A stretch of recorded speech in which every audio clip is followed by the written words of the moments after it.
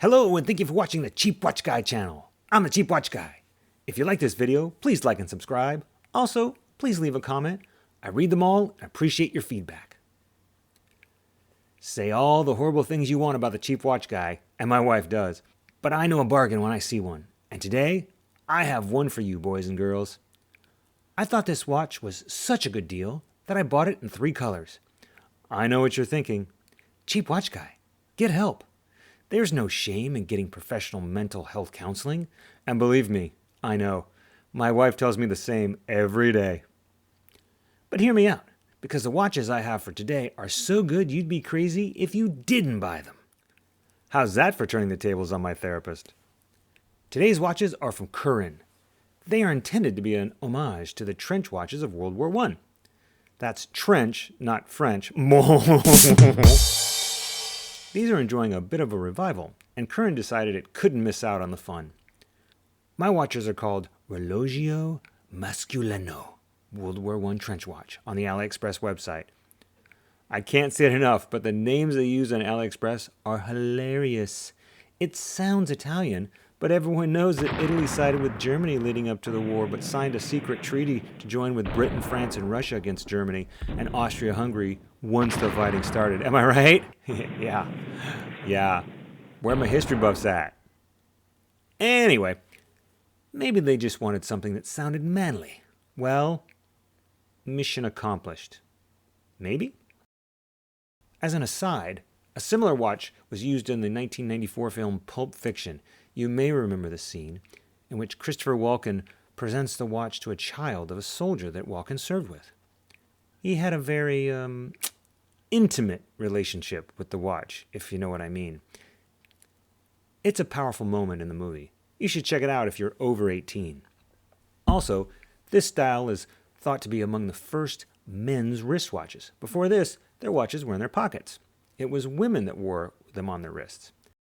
If anyone ever tells you that only women wear watches, tell them it's not 1914 anymore, and they should get with the times, Daddy-o. When World War I came around, it became useful for fighting men to have them on their wrists. You don't want to fumble with a pocket watch when people are shooting at you. That could be hazardous to your health. You may notice that they all have a very similar design language. Very simple, easy to read, and durable. Often the second hand is a subdial at 6 o'clock. These hands are called squalette. I like the way that sounds.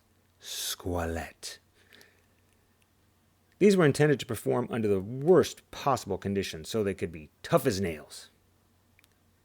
The watch company that is leading this revival of this design is Vario. You can find them on Kickstarter. Feel free to check them out. Or don't. They aren't paying me, so I don't really care. Their watch is an automatic and has a retail price of $368, but a Kickstarter deal of only $250. They come on a nice bund leather strap and feature an automatic movement and a double-domed sapphire crystal. The Curran watches don't have these specs, but they do maintain a very similar look. My watch borrowed heavily from the Vario, which borrowed from various other watches from the same time. I guess there really is nothing new under the sun. If you wait long enough, everything comes back into style. I'm still waiting for bell-bottoms and short shorts for men to come back. I've got some platform boots I'm dying to wear to the disco. Fingers crossed, kids. Fingers crossed. If you were to pay full retail for the Vario, you would be paying about, wait for it, 26 times more than my watch.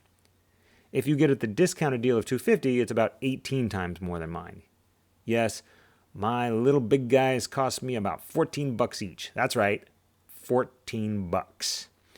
I bought them in January of 2021, and the price has gone up to around 16 since then. But hey, AliExpress is always having sales, so you could probably find them for about what I paid. Too good to be true? Well, let's take a look. First, the specs. Push-pull, unsigned crown, hacking quartz movement, diameter of 47 millimeters, that's big.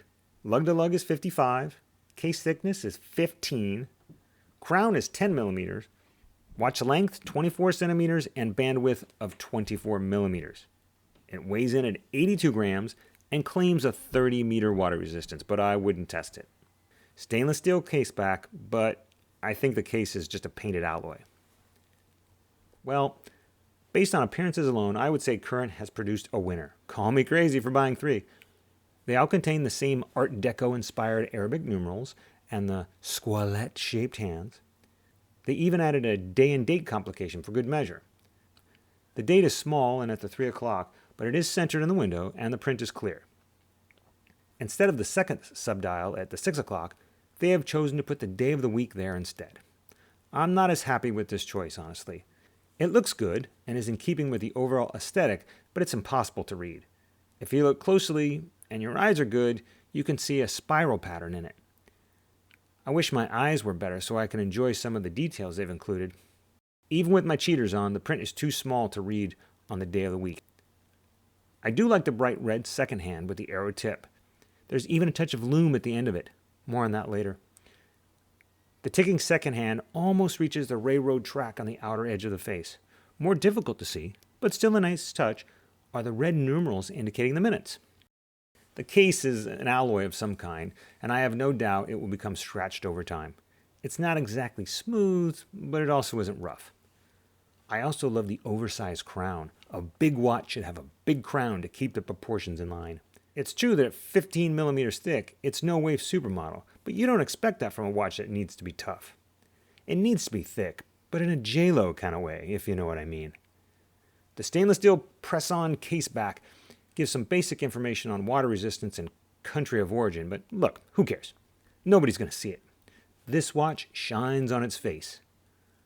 I also want to point out the color combinations. The dark green strap has slightly yellowed hands and numerals, while the red strap has bold white numerals. The dark brown strap has numerals with a hint of green.